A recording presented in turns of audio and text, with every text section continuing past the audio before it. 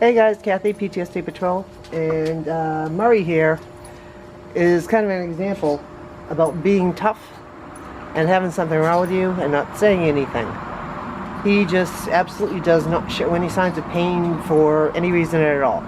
And the other day I came home from work, I touched behind his ears and he winced. And he's 2 years old now, and that's pretty much the first time I ever heard him wince. Thing is on that one is that told me there is something seriously wrong. So I brought him to the vets, and it turns out he's got a double ear infection. Does that change the fact that he's tough? Does it change the fact he's resilient? No, just means something invaded him and his ears couldn't fight it off anymore. He let me know something was wrong, and we got him to go get some help. So he's on antibiotic, and he got treatment for his ears. He'll be on antibiotic for, I think it's about a week. And in 2 weeks, they're going to rinse out the medicine that they put in his ears. Doesn't change the fact he's still a very strong dog. Give me a bit. There is absolutely nothing weak about this guy. No. Well, PTSD is kind of like that. Something happens, it invades you. It's not the other way around. You didn't cause it. It has nothing to do with being weak or anything else. It just means it hit you. If you don't tell anybody that you got problems and you decide you're just going to suck it up, and it's going to get worse. It keeps getting worse unless it's treated. So you go get help, you get it treated, you feel better, your life gets better, and the sooner you get help, the better, right? Same thing with an infection. The sooner you get help, the better. Let's get into the medicine part. Treating PTSD has to be done 3 ways, not just one. So if you're going to the gym and you're working out, that's great. That helps your body, but that's not going to get you to where you need to be. If you go to the VA and you get therapy and medication, and you don't do anything else, that's not going to get you to where you need to be. If you take care of the spiritual part of you, and that's all you do, that's not going to get you to where you need to be. You got to clear the road. You got to make sure you do everything that you need to do, and that is taking care of all of you, all 3 parts of you. Your mind, go to the VA, get therapy, get on medication if you have to. Take care of your body. Your body has to learn how to calm down again.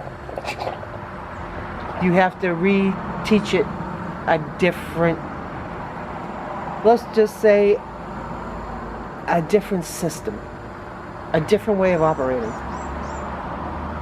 Some do Tai Chi, some do martial arts, some do running, some do jogging, some do swimming, some do some even do the creative part. They channel into writing, they channel into doing arts and music.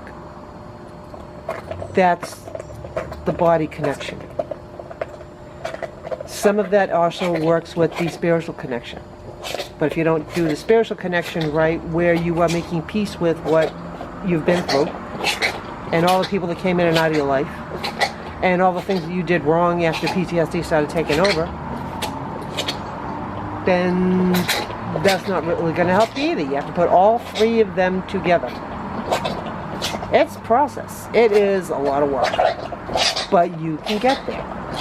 And yes, like my pal Murray here chewing on his ball, which he's not supposed to be doing right now, you can change the way your life goes from here. You can't change it repeating the same things. You can't change it by going to the bar, drinking, doing drugs, hanging out with your buddies, doing things that get your adrenaline pumping. You're not going to get there. You're not going to get there by feeling like, okay, this is it, this is all I get. That's not all you get. You get so much more out of this life, but what you get out of it depends on what you put in it. So, as always, get busy, learn what you can about PTSD, because I wrote something the other day that the only way to prevent PTSD, get rid of all wars, all accidents, all natural disasters, all crimes. That's how you can prevent PTSD. That's what happens to civilians. But because all those things happen, we depend on people to take care of us when it does happen. So yes, that includes people in the military and eventually become veterans. That includes police officers, deputies, anyone in law enforcement. It includes firefighters. It includes emergency responders. It includes everybody that responds to us is just like us on the surface, where you have the same problems the rest of us do. But you guys make it a little bit more complicated because you're willing to do this every day for a living. You're willing to risk your lives for everyone else.